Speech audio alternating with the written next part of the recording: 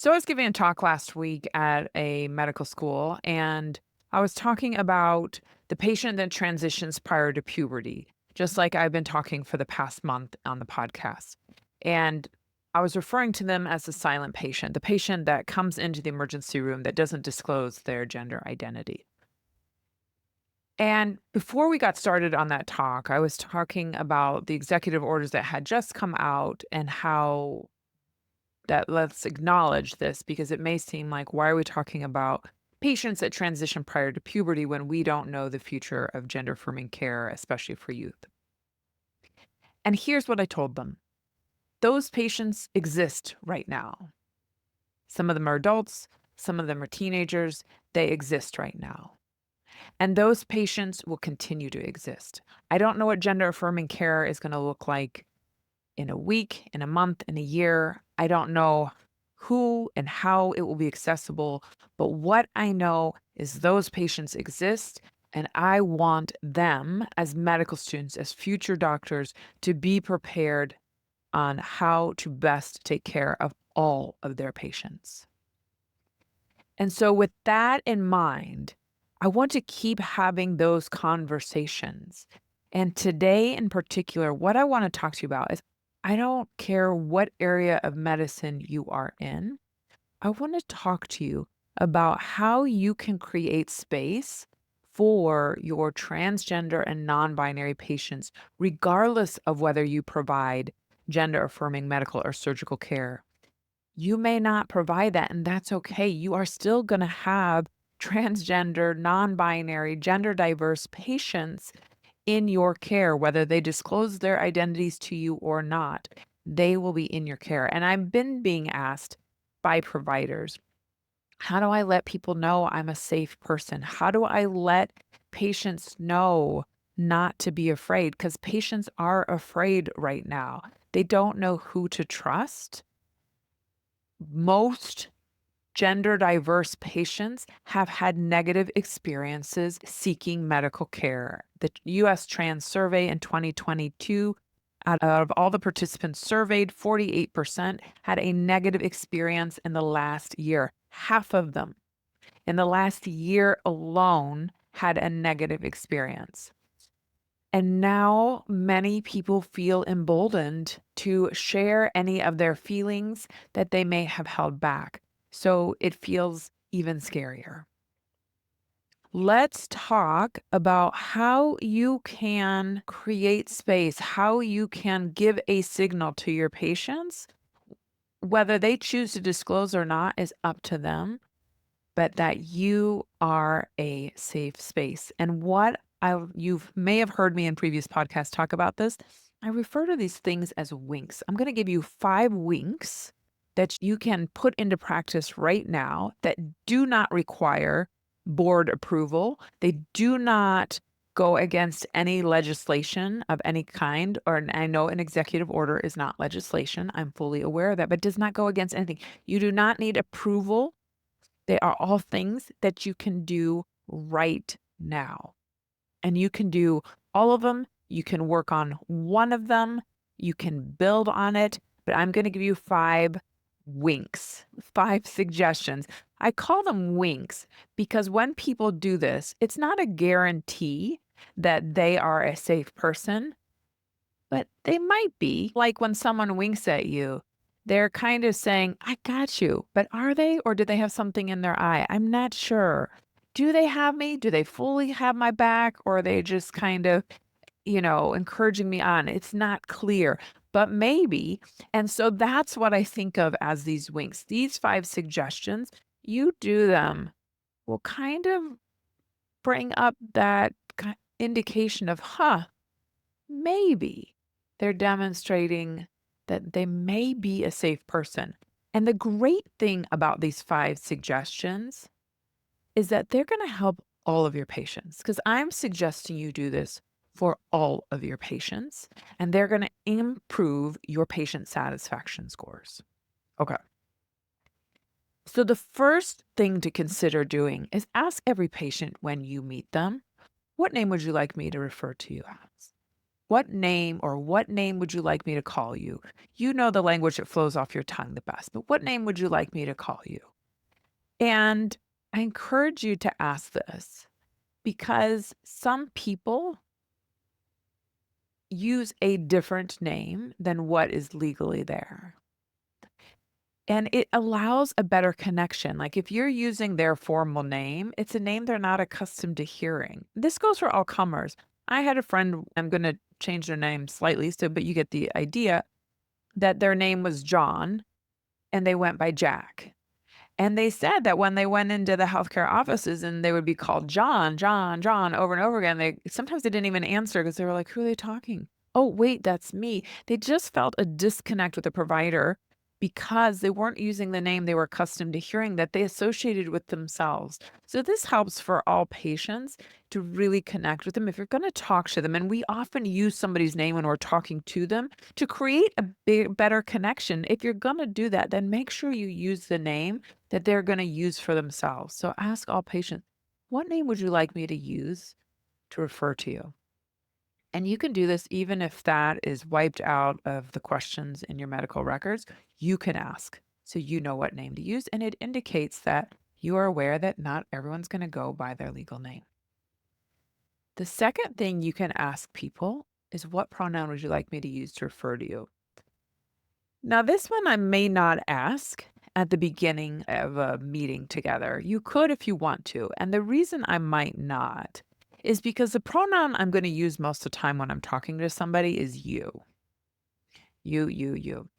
I might wait to bring it up when I am going to use that pronoun. And here's why. I probably will not write the pronoun down. So this is going to require me to use my memory. Not a strong suit. But the reason I may not write it down, I'd ask the patient because some patients do not want that in the medical record. And I think we need to think very carefully right now what we put in the medical record. So if I was going to write, if you considered writing it down, I would ask permission first. If you asked the patient their pronouns and they gave you pronouns, I would say, are you okay if I write that in your medical record? But think carefully. I would only be asking if I was going to use it. So that's typically when I'm talking to somebody else, if there's somebody else in the room. So if I'm about to say something and use that person's pronouns, I might pause and say, what pronouns would you like me to use for you? Or what are your pronouns? Or something along those lines. And then they can tell me. And then I'll say, okay, so and so needs an ultrasound. If you could schedule them one sometime in the next 2 weeks, they can go with you to the desk and schedule that after we're done here. That's it. Now I know what pronouns to use and I can speak about them in that way. So ask for pronouns when it is. And if you want to write the pronouns down, remember the medical record is a legal document. So make sure you have permission before you put it in there. The third tip I have is to tap into your Bronte, tap into your Chaucer, tap into your Shakespeare, tap into your Old English. If you know anything about me, these are not my strengths, but I do know this much. What do those authors have in common? They used the singular they for the unknown individual. Singular they. So meaning it wasn't a personal pronoun. It was when you were talking in general about a singular individual. So if I'm describing something and what an individual goes through, a procedure, then use the singular they. So I might say patients come 2 hours early, they check in at the desk, the person takes them, they change into a gown, they turn all their valuables over to a family member, the singular they for the general unknown individual. That is a wink compared to using he or she will then do this, he or she will then do that. That is not a wink. But when you use the singular they, that is a wink.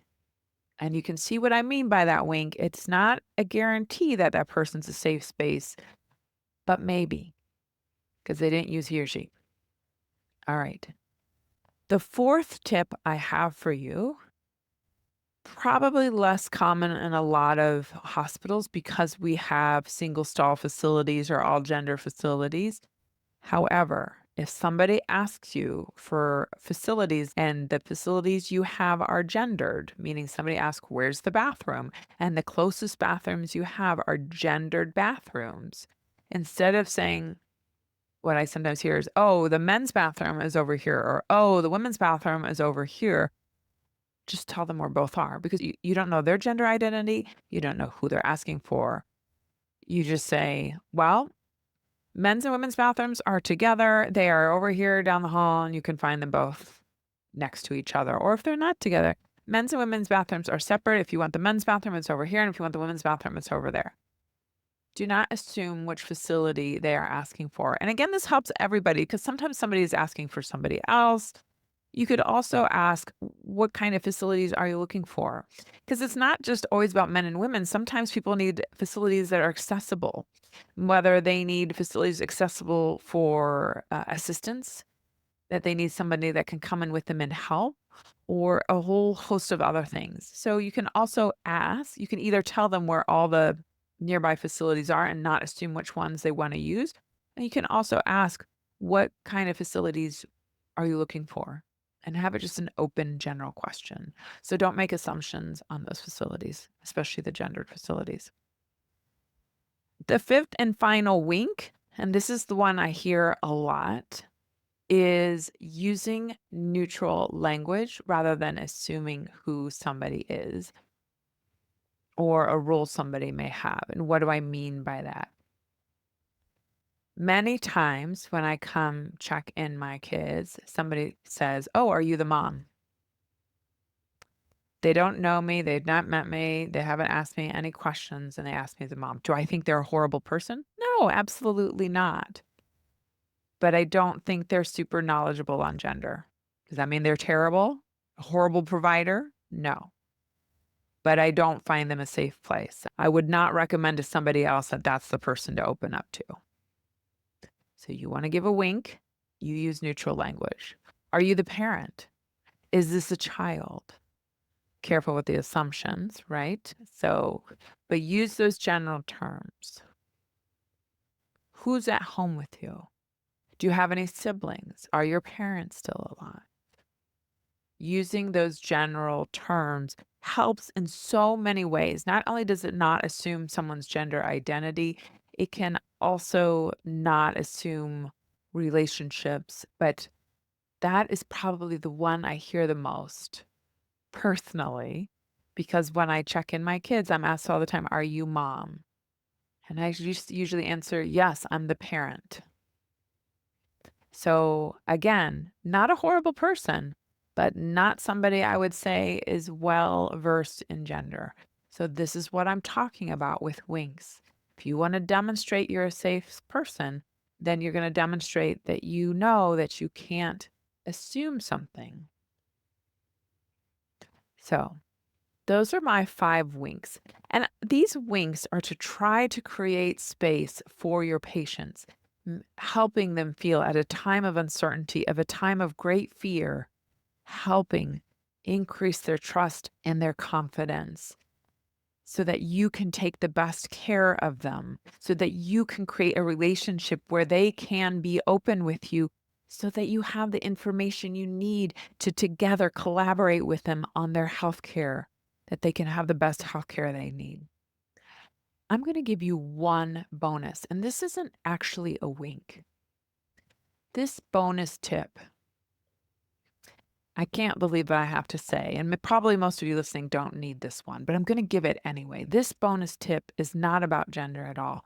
This bonus tip is about building that relationship, especially when there's fear and distrust. The best thing you can do for any patient is when you walk in and talk to them, whatever you use for notes, don't look at it. Look at the patient. Look them in the eye if they're comfortable with that. Smile. Say hi. Ask them your question, whatever the starting question, however you begin your discussion. How are you? What brings you in today? Whatever that first question is, sit there, look at them, Listen to their answer. You may start taking notes when they look away. But start with that smile, start with that connection, start with that I am here for you. That gesture alone can make all the difference in the world. Okay, that was my bonus. Has nothing to do with gender, just has to do with patient interaction. So consider those 5 tips. Asking about name, asking about pronouns, using the singular they for the unknown. Do not assume when people need to be directed towards facilities, and using neutral terms. Choose one this week and work on it. Work on using it. Don't forget to look at your patients, smile, make eye contact. Because creating space matters.